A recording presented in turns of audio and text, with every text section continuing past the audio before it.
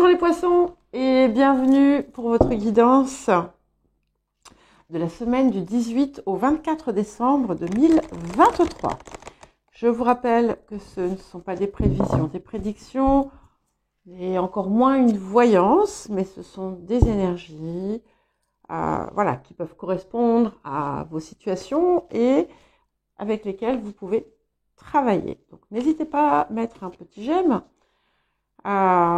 pour m'aider à faire grandir la chaîne. Hein. C'est vraiment important voilà,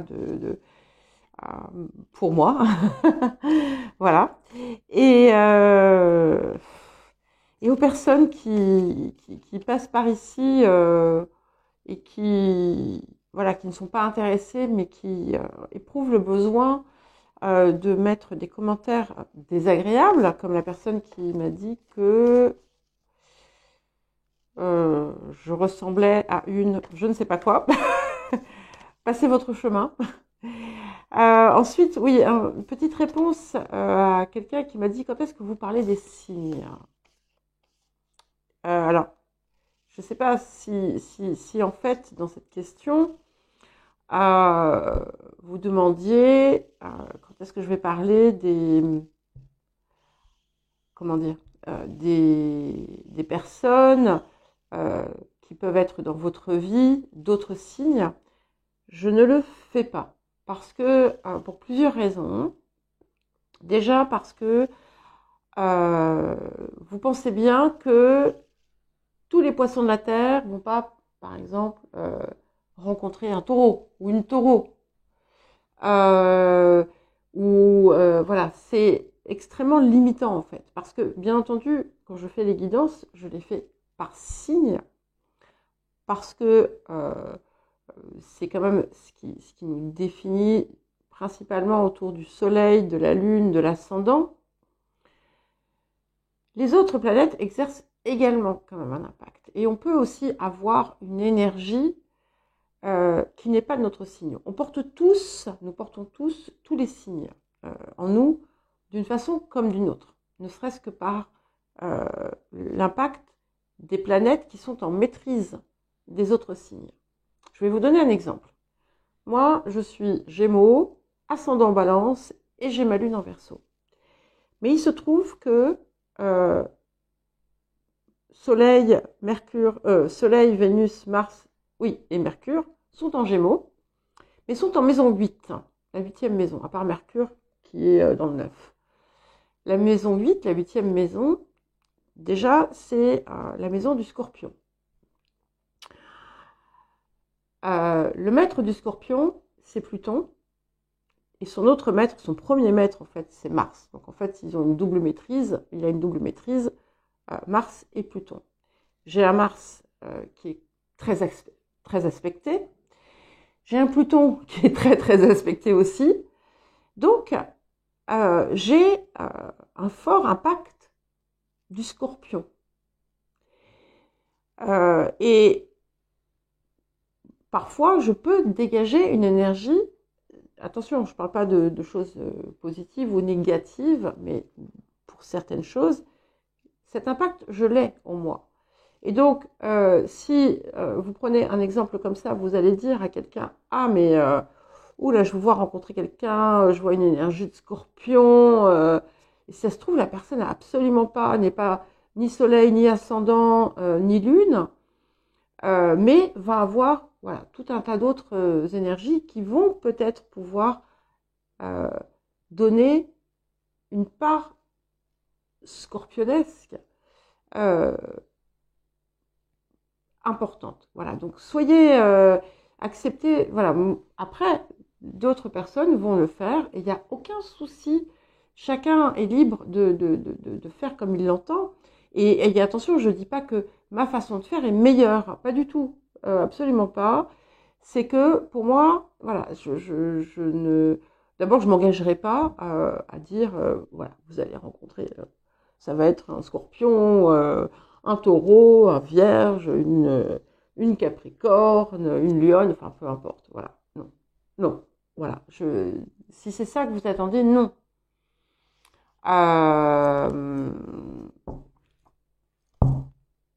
Voilà. Et si c'est pas ça la question, je ne sais pas. De toute façon, je vais répondre à votre commentaire. Hein, et attention, je vous dis ça, c'est pas du tout, je vous agresse pas, c'est pas dans le jugement.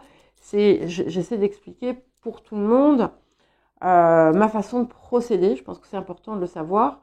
Euh, et, et puis, je comprends aussi qu'on puisse avoir envie. Moi aussi, j'aime bien parfois de temps en temps. Alors, je suis personne dans les guidances françaises, mais je suis donc des personnes, des Américains, deux en fait.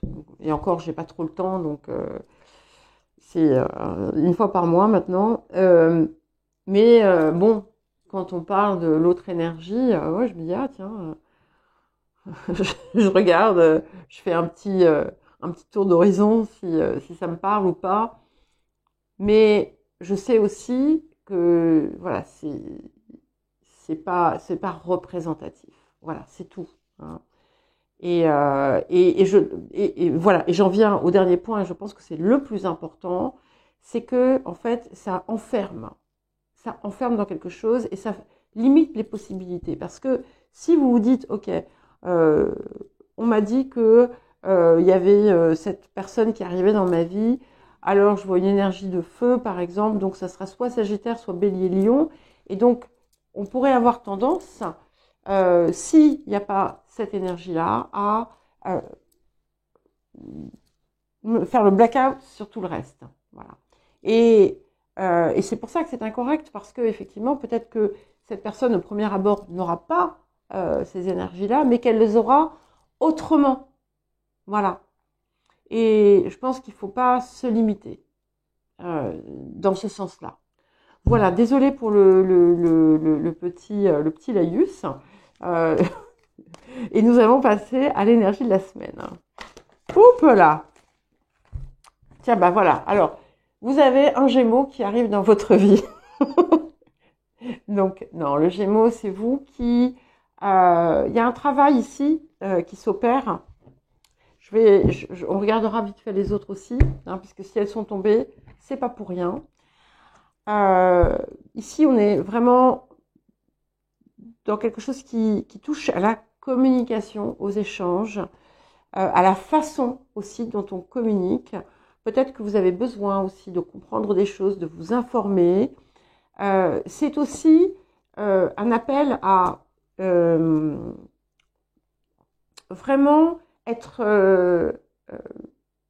comprendre que la parole, la pensée sont extrêmement créateurs et créatrices. Créatrices pour la parole, créateurs pour la... créatrices toutes les deux. Elles sont extrêmement créatrices, et dans le bon comme dans le moins bon. Donc c'est vraiment important de travailler autour de la façon dont on communique avec les autres, mais aussi avec soi-même. Et cette carte est très riche en potentiel, puisque elle vous donne la possibilité justement d'engendrer dans votre vie ce que vous désirez. Hein. Et c'est un rappel de ça. Ça peut indiquer aussi, pour certains et certaines, l'arrivée d'une âme sœur dans votre vie. D'autant que nous avons Vénus qui est venue avec. Donc ici, c'est aussi apprendre à mettre du cœur dans ce que vous désirez, dans ce que vous pensez, dans ce que vous exprimez. Et nous avons également le nœud sud et Iode, la destinée, qui sont arrivés, donc qui ensemble, ce qui est pas forcément courant, mais beaucoup encore plus impactant, c'est que on est vraiment, vous êtes vraiment en train de passer, de franchir des étapes cruciales, importantes de votre vie. Vous êtes, voilà, c'est comme si en fait vous alliez ouvrir une porte qui va vous montrer un monde inattendu, encore plus beau, encore inconnu, mais encore plus beau et plus riche pour vous. En tout cas, vous êtes en passe de... Vous savez peut-être déjà ce qu'il y a derrière cette porte, mais elle est là, elle s'ouvre. Et donc, il peut y avoir aussi une rencontre puissante sur le plan affectif une rencontre qui sera déterminante pour la suite de votre vie. Nous allons voir le défi à présent. Alors, une rencontre n'est pas forcément une rencontre sentimentale, d'accord? En tout cas, il se passe des choses. Les choses convergent ici vraiment à créer un changement qui est inéluctable, mais qui est positif et qui vous mène encore plus près de votre destination, de votre but. C'est vrai que j'ai l'air ridicule un petit peu. Hein. C'est pas grave, le ridicule ne tue pas. Voilà. Donc, je sais pas ce qu'a voulu dire la personne, mais c'est pas très grave. Je vous envoie tout mon amour et plein de lumière. Si jamais vous êtes amené à réécouter une autre de mes vidéos. Alors, le défi de la période, le petit détail. Et c'est normal, quand on approche du but, on a toujours des choses à fignoler. Donc ici, on vous pousse à être vraiment, vraiment dans une minutie, dans une, comment dire, circonspection, méthode, délicatesse. Et c'est important de ne pas négliger même les petites choses. Mais c'est au-delà aussi de ce que vous êtes en train de faire, de construire, de produire. C'est aussi dans votre approche, dans votre façon de penser et de vous exprimer. Prêtez attention à ce que vous pensez et à ce que vous dites. C'est très important et surtout, pas de précipitation non plus. Qu'est-ce que la période vous apporte ?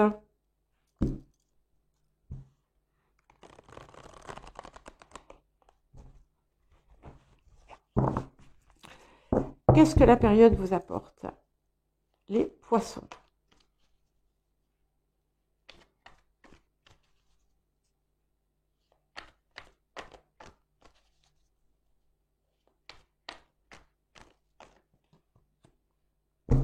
Magnifique, j'adore. La guérison. Donc il y a des choses très fortes ici. C'est l'archange Raphaël, hein, arcane 8. Donc on est dans une transformation profonde intérieure aussi, où on franchit des étapes, on guérit, on libère, notamment quand on participe hein, à ce travail. L'archange Raphaël, c'est aussi le faiseur de miracles. Donc, c'est une période qui va être, je pense, j'allais dire grandiose, mais pas dans le sens d'extraordinaires choses qui arrivent. Ça peut être le cas, mais ça va vous illuminer. Et vous n'avez rien à craindre aussi. Alors, qu'est-ce que nous avons d'autre comme message ou conseil pour vous, les poissons ?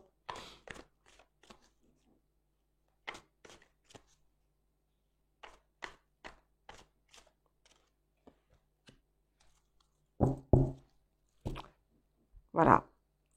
Cherchez la beauté dans tout ce qui vous entoure. Alors, est-ce que vous l'aviez eu récemment ? Je ne sais pas. Un monde merveilleux s'ouvre à vous. Alors, si vous avez des placements en bélier, ou si vous êtes bélier et que vous avez des placements en poisson, c'est d'autant plus impactant ici, puisque les béliers l'ont eu aussi. Et c'est ce qui arrive, mais vous ne pouvez même pas l'imaginer. Vous l'avez partiellement imaginé, mais c'est encore mieux. Donc, ce qui est important aussi, c'est d'être dans cette énergie avant qu'elle n'arrive.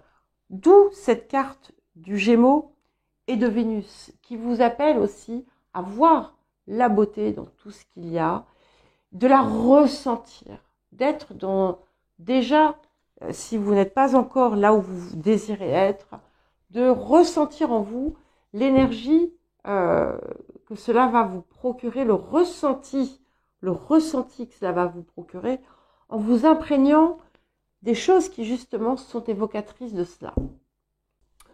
Alors, donc, qu'est-ce que nous avons d'autre pour vous, les poissons? Je ne sais plus si j'ai déjà fait la... Hop. Là, maintenant, les énergies du présent, as de bâton. Donc, on est vraiment dans une énergie de cœur, déjà, de passion. On est guidé, hein, et on porte aussi, comment dire, on porte ce flambeau. Il y a, et il y a une énergie créatrice très puissante ici. Pour certains et certaines, c'est en rapport, en lien avec les mains, mais pas forcément. Hein. Et l'énergie créatrice, c'est pas simplement dirigé pour... Enfin, ça ne s'adresse pas nécessairement aux artistes et autres. D'accord? La créativité, elle s'exerce dans tous les domaines. Alors, vers quoi allons-nous? Mais vous avez des guidances exceptionnelles en ce moment, hein, les poissons. Allez, vers quoi est-ce que nous nous dirigeons? Donc, je vous rappelle, hein, ce sont des énergies, donc c'est pas figé sur un moment. Peut-être que pour l'instant, tout ce que je vous dis, vous ne le percevez pas, et pourtant, c'est dans l'air. C'est dans l'air, donc c'est à vous aussi de voir ce que vous pouvez faire pour vraiment enclencher les choses. J'adore Chevalier d'épée. Donc là, vous allez avancer avec encore plus de foi, comment dire, de motivation. Il y a un idéal ici. On est guidé par cette étoile qui est sur la pointe de l'épée du chevalier, enfin au centre d'ailleurs. Et il y a beaucoup de mouvements. Donc peut-être que après les vacances, après la période festive, perso, moi je suis pas en vacances, les choses vont s'accélérer et tout va converger pour vous aider encore plus à avancer vers votre objectif et à les concrétiser. Autour des énergies du passé, nous avons le 3 d'épée. Donc, alors, une petite pensée spéciale à Axel, puisque je pense que je comprends pourquoi ça pourrait résonner avec vous. Où, voilà, ici, ce 3 d'épée, hein, c'est le passé. C'est aussi ce qui, d'une certaine façon, vous a propulsé. Ces blessures du cœur, qui font créer à partir du cœur, sont déterminantes. Et je pense qu'il y a vraiment un processus de guérison qui est accompli. C'est-à-dire qu'on est passé au-dessus et que, au contraire, ça s'est transformé en cette énergie créatrice. Alors, les énergies du futur. Qu'est-ce que nous avons pour les énergies du futur? La Lune. Donc, plusieurs choses ici qui me viennent, puisqu'on a quand même ce chevalier d'épée aussi. Il y a une transformation déjà qui s'est opérée, qui va s'opérer encore sur le plan émotionnel. Hein.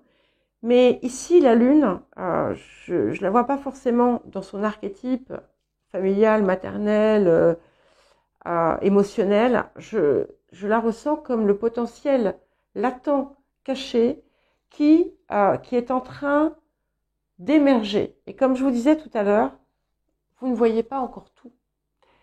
Vous ne savez pas encore tout. Et c'est tant mieux, hein, parce que sinon, rien ne vaudrait la peine d'être vécu. Et ce qui vient accompagner le présent, avec l'as de bâton, nous avons le valet de denier. Donc ce que j'aime ici, c'est vraiment, vous voyez, ce défi, vous l'actez. C'est-à-dire que vous mettez en œuvre ce qu'il faut avec ce valet de denier. On a une énergie de persévérance, d'apprentissage, de continuité, de minutie aussi quand c'est nécessaire. Hein. Donc voilà, c'est pas forcément un défi. Hein. Enfin, c'est un défi, mais c'est un petit défi. Et qu'est-ce qui vient soutenir la Lune? Le 7 de coupe. Alors ici, ce 7 de coupe, je ne vais y voir que finalement la résonance général et supérieur. Et là, ici, je vous parlais de potentiel, ce 7 de coupe, c'est ça aussi. Donc là, vous allez vous rendre compte que les possibilités sont bien plus grandes que ce que vous aviez envisagé. Certains et certaines vont avoir une forme de popularité avec la Lune aussi, et beaucoup d'opportunités qui pourraient venir à vous, beaucoup de possibilités, d'opportunités, de choix dans certains cas, mais j'y vois vraiment quelque chose de positif. Alors vous ici, qu'est-ce qui vous caractérise en ce moment? La prêtresse, alors c'est vraiment intéressant d'avoir et la prêtresse et la lune, puisque ce sont deux énergies extrêmement fécondes en plus. Donc vous pourriez être dans une grande phase de créativité et d'inspiration. Là ici, ce qui vous vient, c'est quelque chose de supérieur. Il y a vous êtes comme infiltré. Non, j'aime pas infiltré parce que ça peut être mauvais aussi. Mais vous êtes, comment dire, voilà. Il y a cette énergie comme divine, sacrée qui vous est insufflée en fait, et qui vous permet de sortir aussi ben voilà, hein, vous passez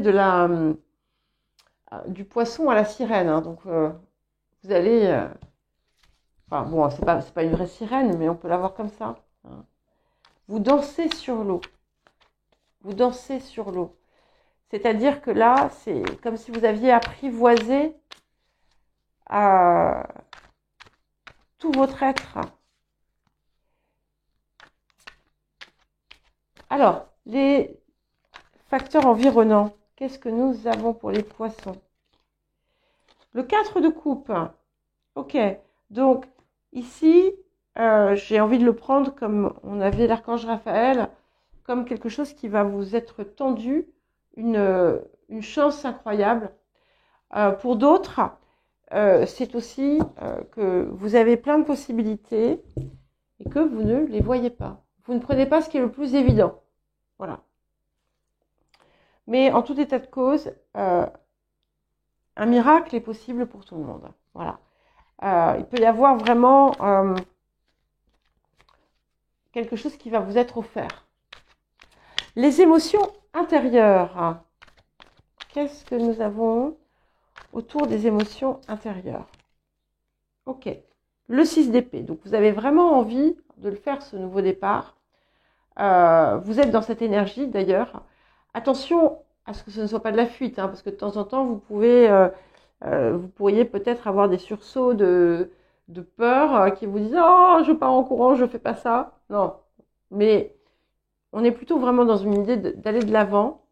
Et avec l'empereur, j'aime beaucoup parce que cette nouvelle attitude, ce nouveau ressenti face à la vie où vous êtes en capacité à mettre le passé derrière, c'est quelque chose qui devient solide, hein, et qui va vous donner une force que vous n'aviez pas au préalable. Allez, qu'est-ce que nous avons pour terminer pour vous les poissons? 3 de bâton. Donc là, on va garder une part de mystère. Mais on a vraiment, vous faites un véritable nouveau voyage. Mais vous allez bien au-delà de ce que vous aviez envisagé, je pense. Et parce que jusqu'à présent, il y avait des choses qui vous étaient peut-être restées cachées. Mais là, tout s'ouvre à vous. Hein, tout s'ouvre à vous. Et vraiment, vous êtes prêts à partir. Alors, je vous souhaite une magnifique réussite. Pour les personnes qui vont fêter le réveillon, eh bien, je vous souhaite un très joyeux réveillon. C'est le dernier jour de la semaine prochaine. Et pour tout le monde, je vous souhaite une merveilleuse semaine, plein de bonnes choses. Je vous embrasse très fort et je vous dis à très vite.